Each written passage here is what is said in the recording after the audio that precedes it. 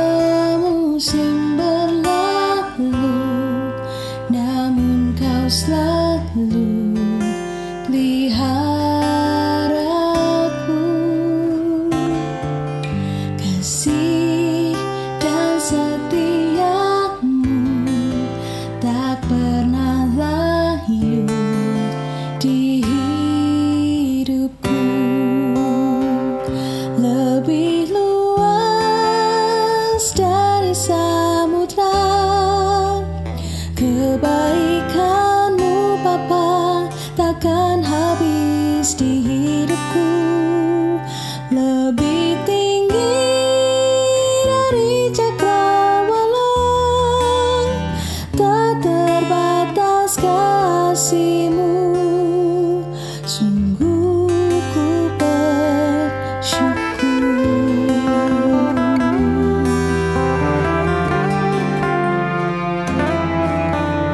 Semusim berlalu, namun kau selalu peliharaku.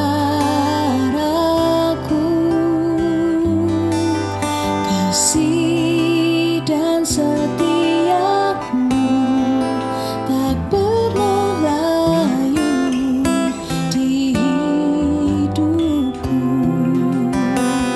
Lebih luas dari samudra, kebaikanmu Bapa takkan habis di hidupku. Lebih tinggi dari cakrawala, tak terbatas kasih-Mu. Sungguh ku bersyukur. Lebih luas dari samudra, kebaikanmu Bapa takkan habis di hidupku. Lebih tinggi dari cakrawala, tak terbatas kasih-Mu. Sungguh ku bersyukur.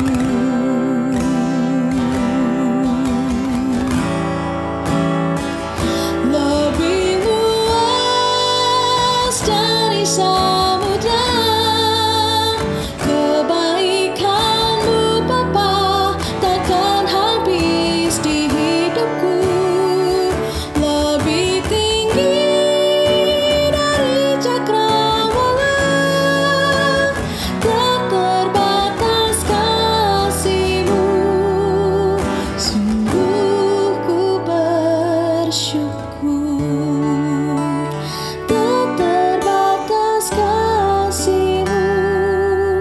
Sungguh ku bersyukur.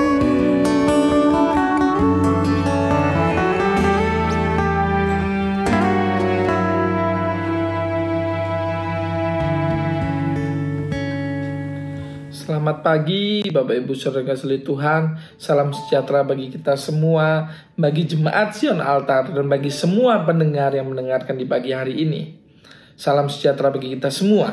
Dan saya yakin dimanapun kita berada, kita selalu dalam perlindungan Tuhan dan penyertaan Tuhan. Dan di pagi ini kita akan sama-sama belajar kebenaran firman Tuhan yang saya ambil di dalam Markus 11 ayat ke-24.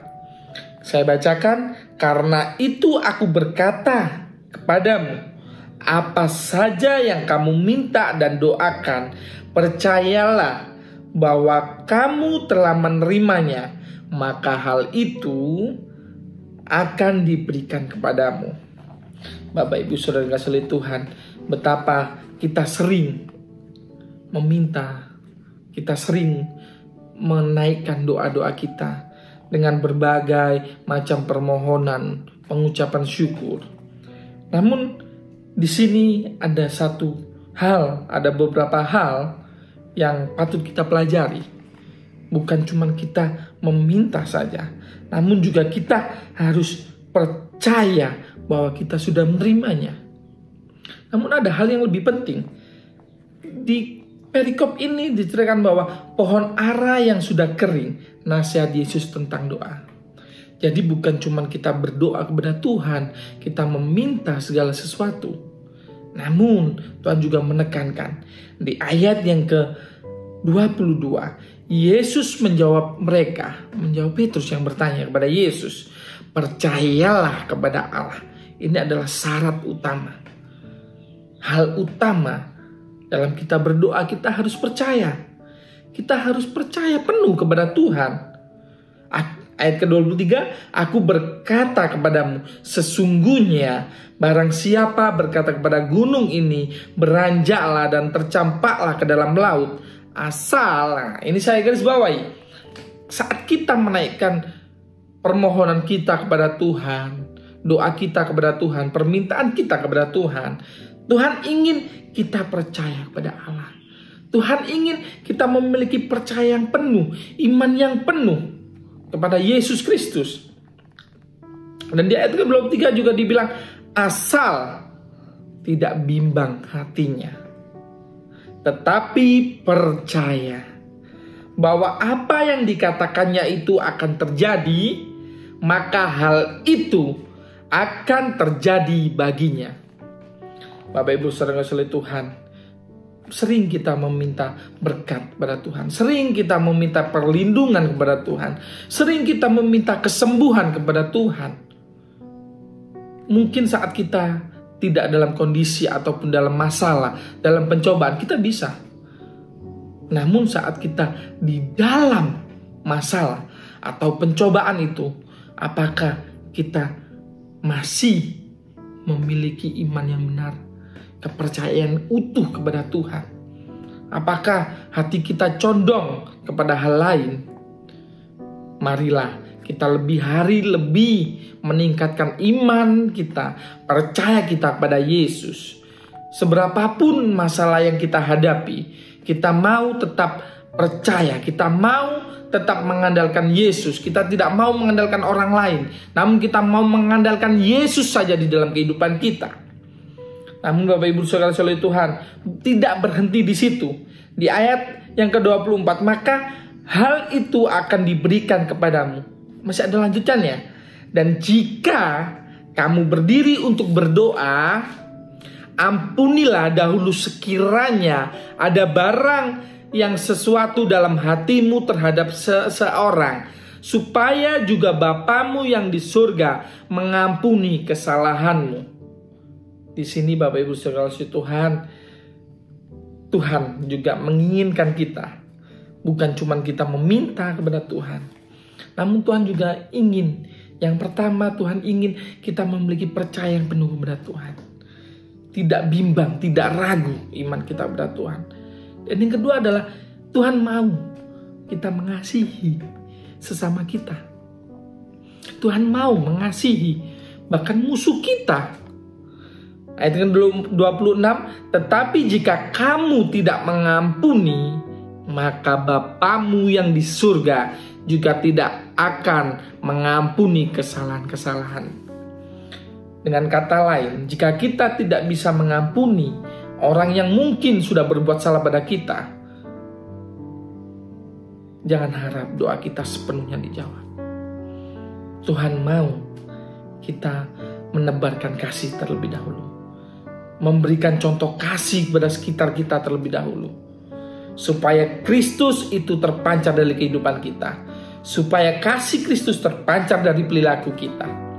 Marilah Bapak Ibu Saudara kasih Tuhan, Mungkin firman ini singkat, namun kita mau belajar untuk mengasihi terlebih dahulu, baru kita berdoa.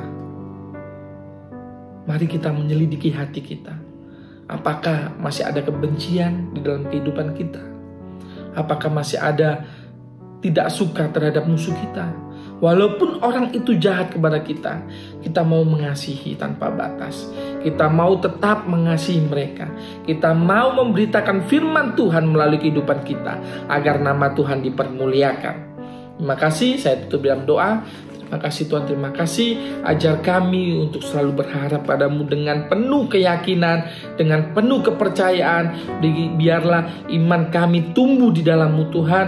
Dan ajar kami terlebih lagi untuk memberitakan firman-Mu melalui kehidupan kami, melalui apapun yang kami lakukan dalam kehidupan kami sehari-hari Tuhan. Pimpin setiap langkah kehidupan kami, agar kehidupan kami menjadi contoh untuk kemuliaan nama-Mu Tuhan. Biarlah kehidupan kami ini memancarkan kasih-Mu Tuhan. Terima kasih Tuhan, tuntun setiap langkah kehidupan kami, tuntun setiap langkah apapun yang kami kerjakan sepanjang hari ini, hanya untuk memuliakan nama-Mu Tuhan. Terima kasih, kami menyerahkan sepanjang hari ini dalam tangan-Mu, hanya di dalam nama Tuhan Yesus Kristus. Haleluya, amin.